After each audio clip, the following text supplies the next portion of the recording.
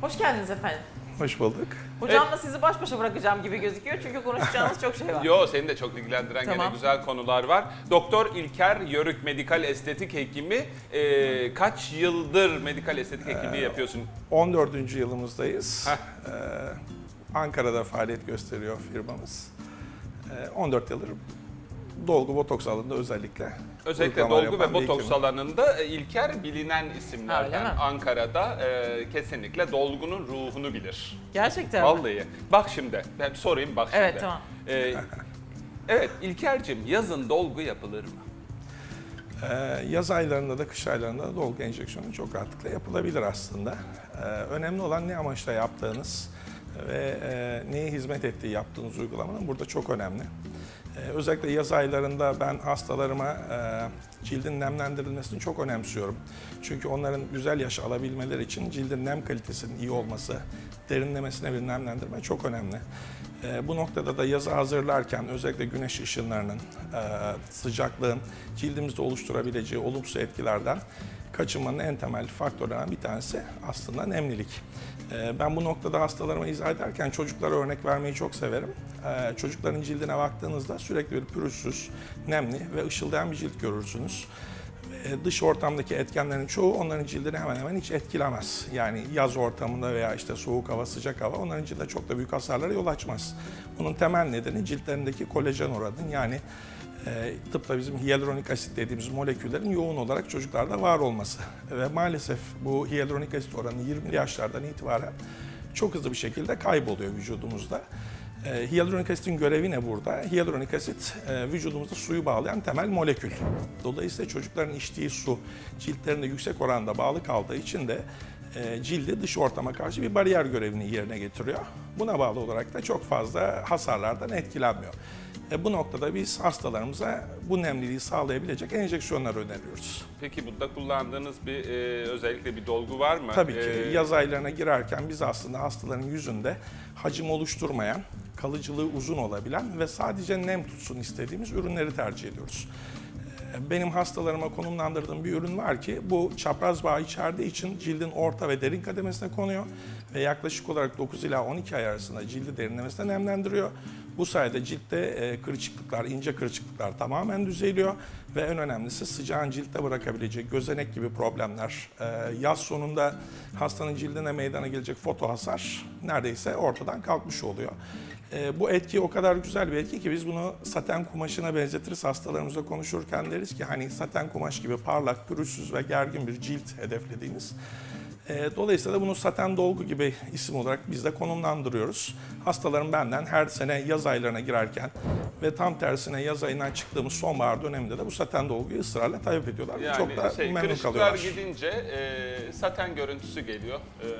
Ben satenin boyasını çok severim aslında. Saten boya onu çok severim. Ama o da pürtüklü değil. O da böyle kaymak gibi güzel. Orta ve derin dediğiniz şeye takıldım ben. Orta ve derin bir de yüzeysel mi? Öyle mi düşünmem Evet, lazım? şimdi yüzeysel uyguladığımız eskiden mezoterapi ürünleri vardı. Şimdi Fakat- deri 3 kat ya. Evet. Ben dermapen, mesela dermapen dediğimiz şey yüzeysel mi? Ona mı Yüzeysel bir uygulama ve orada dermapenle olmayan açılan bir küçük tane. deliklerden Evet. ürünlerin içeriye zerk edilmesi demeyelim de emilmesini sağlayan, yüzeyden sürülerek uygulanabilen bir işlem. Fakat mezoterapi olarak da genellikle geçer. Bu uygulamaların dezavantajı ve avantajları var. En büyük dezavantajı kalıcılığı kısa Evet. ve de derinlemesine bir nemlik sağlamadığı için aslında istenilen etkiyi çok da uzun süre sağlayamıyor. Evet, doğru. Bu noktada çapraz bağ içerdiği için yüzeye enjekte edemiyoruz ama kalıcılığı çok uzun olan ürünler var. İşte saten dolgular konumlandığımız ürün tam da bu işe Şimdi bana yarıyor. bunu böyle mesela tabii ki şimdi böyle anlatıyoruz ama bilmeyen insanlar için bana şöyle anlatırsanız ben anlarım diye bunu biliyorum. Çapraz bağ dediğiniz şey böyle mesela benim alt dokumda böyle bir diğer dokularımla birlikte çalışarak mı bir şey yapıyor? Ne demek çapraz bağ? Çapraz bağ İlker Hocam söylesin ama bir dolgunun kalıcılık süresini belirleyen bir şey. Yani molekülleri Ama nasıl birbirine çalışıyor? bağlayan o iyonik bağlar, kovalent bağlar vardı ya hani Tamam, evet. lisede Evet, görmüştük. evet. O birbirine ne kadar sıkı bağlıysa Ömrü o kadar uzun Cildin oluyor. altında dağılıp gitmesini, kolayca kaybolması engel oluyor. Aslında kullandığımız dolgu maddeleri var ya, çene dolgusu, işte yanak, birazdan bahsedeceğiz belki, burun dolgusu. Bu tip ürünler yoğun çapraz bağ içeren ürünler. Bunlarla aslında hacim veriyoruz, şekillendirme yapıyoruz ama bahsettiğimiz saten dolgu tarzı uygulamalarda amacımız şekil vermek veya yüzde hacim oluşturmak değil. Tam tersi, hastanın ifadesi neredeyse hiç değişmesin ama cildi çok sağlıklı kalsın. Ama mesela bana şunu söyleyin. Bu böyle bir emilerek mi yoksa orada durarak mı bunu Durarak. sağlıyor? Ha Orada tamam bu. Kalıcılığı. Ha, tamam. Bu bir şey değil, hani mezoterapi ürünü değil. Besleyerek Cildinize ya da sürdüğümüz işte krem de kolajeni değil. artırarak, aha. Bunu oraya koyuyorsun, orada duruyor. Ne kadar süre duruyor? İşte 9-12 ay kalıyor. Tek Kendiliğinden uygulama sonra genelde kendiliğinden- yeterli oluyor ama mesela şöyle bir durum var. Bizim özellikle Ankara'da işte sosyal yaşantı, iş yaşantısı çok yoğun olan hastalarımız var, bayan hastalarımız. Bunlar özellikle çok fazla cilt bakım ürünleriyle veya cildiyle uğraşmaya vakit bulamayan hastalar. Bu tip insanların birinci tercihi. Enjekte ediyorsunuz, ortalama bazen 6 ay, genelde 9-12 ay. Hasta her sabah kalktığında biraz da suyunu fazlaca içebiliyorsa, cildinde o su bağlı kaldığı için daha pürüzsüz ve güzel bir ciltte uyanıyor. Ve en önemlisi dışarıdan gelebilecek hasarlara karşı o bir bariyer görevi görüyor. Zaten az önce verdiğim örnekteki çocukların cildinin temel felsefesi de bu. Onların cildi o yüzden çok fazla leke tutmuyor ya da kırışmıyor. Çünkü su oranı çok yüksek. İlker, şeyi merak ediyorum. Saten dolguyu hangi bölgelere kullanıyorsun? Yani şöyle anlatayım. Ben genelde yüz bölgesinde çok yoğun olarak çalışıyorum ama bu boyunda ve el sırtında çok başarılı çalışan bir ürün. Ve genelde hastalarımız aslında total olarak bunu istiyorlar. El Tabii sırtı. burada bütçe de önemli. Hastanın ayırmayı düşündüğü bütçe de önemli ama el sırtı, boyun ve yüz derisinde yani güneşe daha çok maruz kalan ve dış etkenlere daha çok maruz kalan bölgeler bence birinci öncelikle uyguladığımız Peki yerler. yüz bölgesinde özellikle kullandığın belli bölgeler var mı? Mesela gözaltı gibi, dudak gibi falan Evet, mesela veya burunda dudağında- kullanıyor musun mesela? Şimdi saten dolgudaki amacımız neydi? Hacim oluşturmamaktı. Şimdi her hastanın dudağında ince kırışmalar başlayabiliyor, kurumalar oluyor ama hasta hacim de istemiyor veya dışarıdan dikkat çeksin istemiyor. İşte o noktada aslında bir altın standart bize bir imkan sağlıyor. Yine göz altında bazen çok fazla çukur yok ama deri altında ince kırışmalar var ve bu göz dibine çok yakın mesafede. Normalde gözaltı dolguları kullandığımızda kemik seviyenin üzerinde ve çok göze yakın olmadan enjeksiyonlarımızı yapmak durumundayız. Halbuki bu uygulamada çok yüzeysel kırışıklıkları derine küçük damlacık partiküller bırakarak ve hacim tutmadan da çözebiliyoruz. Botoks yerine saten dolgu kullanılır mı? Aslında çok rahatlıkla kullanır. Benim şunu Alında, çok göz gözlemlerdim ayaklarında. eskiden. Mesela bulunduğum şehirde çok fazla Kanada'dır, İskandinav ülkeleridir, işte Amerika'nın kuzey bölgelerinde bu tip insanlar yaşıyorlar ve bu insanların çoğu botoks uygulamasını aslında çok sevmiyorlar. Çünkü ifadelerini değiştirdiğini ve natürel görmek istediklerini çok vurguluyorlar. İşte bu noktada aslında ben botoks yerine direkt bu uygulamayı tüm yüze yaptığım zaman hasta mimiklerini kaybetmiyor. Yani istediği kadar gülümserken, kaşlarını çatarken, alnını kırıştırmak isteyen kaşlarını kaldırdığında istenilen mimikleri yapabiliyor. Fakat kırışıklıklar ona eşlik etmediği için de hasta bir nevi botoks etkisini sağlamış oluyoruz. Bu anlamda da ben çok değerli buluyorum. Bu İskandinavlar şeyi sevmiyor, botoks sevmiyor. Evet. İskandinav olabilir misin? Yok ben... Ben seni hiç botokslu görmedim. Evet aynen. Çünkü ben yani çok mimikli bir insan olduğum için o bana yakışmayacak diye düşünüyorum. Ben yaptırdım bir kere bundan Yaptırdın mı? 14 sene önce bir kere yaptırdım. Kendimi yani şöyle bir şey, televizyon her şeyi büyütüyor değerli izleyicilerimiz. Yani gerçekten çok ilginç bir şey. Böyle mimikleri, duyguları falan da çok büyütüyor. Yani siz o yüzden çok fazla yaşıyorsunuz bizimle birlikte her şeyi. Kaşlarımın çok yani ben normalde mesela sosyal hayatımda hiç rahatsız olmadığım bir şeydi. Yaptırdıktan sonra böyle gözlerimin yani bakarken çok güzel ama televizyonda kendimi izlediğim zaman kaşlarıma böyle acayip bir yerlere yani Evet. böyle sert ve garip bir bakış açısı. Özellikle ilk bir aydaki etkinlik, Evet. alışma Onu süreci gördüm, biraz... onu gördüğüm günden Ama beri yine bir de daha... botoksta bu anlamda yabana atmayalım. Altı standart Altı uygulama ve standart. ben hep söylerim çok az parayla çok iş başardığınız Tabii. uygulamanın birisi aslında Aynen. botokstur. Şimdi benim göz çevresinde özellikle beni rahatsız ettiği için de öyle söyleyeyim. Hani alnımda falan zaten beni çok fazla rahatsız eden bir şey yok. Belki boynum olabilir bir zaman biraz daha Evet. sonra. Ama mesela göz çevresi beni rahatsız ediyor tabii Ama ki. Çok genel hatlarıyla size baktığımda bence sadece bu tarz uygulamayla gitmeniz bence de yeterli Tabii ki olabilir. öyle ama Çünkü zaten ana şey- hatları bozmamak Ha, bravo. lazım bazen. Teşekkür ederim. İlker'cim Evet. sen ne diyorsun? Burnu mandalla uyuyor ya. Ya değil, bir buçuk. Yani neyse ben çocuğum olursa bu yapacağım, size de göstereceğim bunu yani gerçekten. Böyle mesela derinleşmiş çizgim, yani ben mesela derin benimkiler şu anda bayağı yer yaptı. Benim mesela astigmatım var, gözlük de kullanmam lazım. Evet. Gözlük kullanmadığım için işte ne bileyim yazın güneş gözlüğü çok fazla tercih etmediğim için falan. Zaten bir de çok mimikli olduğum için Göz kenarlarım, özellikle kazaya dediğiniz bölümler zaten çok oturmuştu. Renkli gözlerde de bu Aynen. bir dezavantaj. Oturdu o Evet, şeyler, klişe. çizgiler çok Evet. belirgin. Yani ben ona artık bir şey yapamam bence botoksla. Yok. Hayır, botoks değil. Botoks Tam, değil.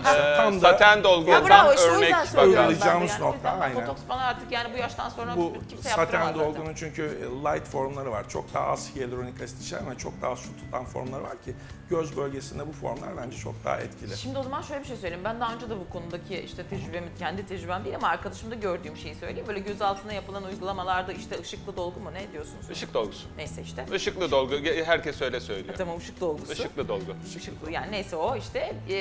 Yani bu mesela gözün altında göstermek gibi olmasın, bir tane böyle bir yastık gibi bir şey oluşmuştu. Her ikisinde de oluştu bir de üstüne. Ben desem ki Bu bence doğru hastayı konumlandırmamaktan ve yanlış yere yapılan Oo. enjeksiyondan bravo, kaynaklanan bana bir şimdi bunu da komplikasyon. söyleyeyim. Mesela saten dolgu Evet. mu? Saten Evet. dolgu değil mi? Saten dolguda da aynı şey olması ihtimali var mı? Bana onu söyleyin. Göz altında kullandığınız dolgu materyali tindalizasyon dediğimiz aşırı su tutmasına bağlı ve yüzeyde kalmasına bağlı. Göz altında o sosis görünümü dediğimiz hafif de renk veren bir görünüme yol açabiliyor. Bu tamamen aslında enjeksiyonun yanlış yere yapılması ya da doktorun hastayı tam olarak doğru değerlendirmemesi, yani ihtiyacı olmayan hasta yaptığı enjeksiyon. Saten dolguda bunları görmezsiniz çünkü bu uygulamada amacımız bir bölgeyi doldurmak değil, yani hacim vermek değil. Sadece deriyi nemlendirip gerginliğini artırmak. Aslında bir nevi botoks etkisini botoks yapamadığımız yerde yaşatmak. Amacımız Bravo. bu. Aynen. Birebir Aynen. İlker'e Doğru. katılıyorum. Kesinlikle doğru yani yanlış malzeme, yanlış yere, yanlış kişiye yapılırsa bu söylediğin olur. Evet. Doğruları yaptığın zaman hiç şey olmaz. Burun dolgusuna gelelim. Burun dolgusunda ne yapıyorsun İlker? Evet. Değineceğim, Bunun ona da son dönemde söyleyeceğim. benim en çok keyif aldığım uygulamaların başında geliyor ve son 2 yıldır özellikle çok ciddi sayıda talep gören bir işlem. Yani son dönemin bence medikal estetik trend uygulamalarından bir tanesi. Burun dolgu uygulamasına dikkat edecek konu şu: lifting kapasitesi yüksek ürünleri burada tercih etmemiz gerekiyor. Yani lift yazan ürünleri kullanmamız gerekiyor. Bu neden önemli? Az önce bahsettik ya, saten dolguda hacim oluşturmamak, sadece şekli değiştirmemek, sadece nemlilik kazandırmak. Burun dolgusunda tam tersi. Yine hacim oluşturmak istemiyoruz ama bu sefer lift etkisi ortaya çıkarmak istiyoruz. İşte dolgular üretilirken zaman içerisinde, meslektaşım bana katılacaktır, 15 sene önce, 20 sene önce dolgular sadece nazolabial veya işte dudak bölgesinde yapılabilen standart ürünlerdi. Ama teknolojiyle beraber bunların molekül ağırlıkları, partikül büyüklükleri, çapraz bağ oranları değiştirilerek farklı bölgeler için farklı ürünler elde edildi. Yani burun için daha özel bir Bir dolgu var. Dolgu var, aynen. Burun dolgusu belli denen özel alanlarına enjekte ettiğiniz zaman işte burun sırtında meydana gelen çıkıntı veya var olan çıkıntıyı, burun kökündeki çöküklüğü ya da burun ucunu özellikle mesela gülümsediği zaman veya konuşurken burun ucu aşağı doğru düşen ve genişleyen hastalarda çok değerli bir uygulama. Yani 5 dakikada gerçekleştirilebiliyor olması bir kere çok büyük bir avantaj. Anestezik bir kremle uygulanıyor ve herhangi bir hasta klinikten çıkarken yara, bera, morluk içermeden günlük hayata anında devam edebiliyor. Bu bir kere çok büyük bir konfor. Peki kimlere burun dolgusu yapılmaz desem? Kimlere burun dolgusu yapılmaz? Şöyle Adam anlatayım. 2 kere ameliyat geçirmiş, burun ameliyatı olmuş. Bütün damarlarının hepsinin yeri bulanmaca dönmüş. Buna burun dolgusu yapar mısın? Şöyle anlatayım.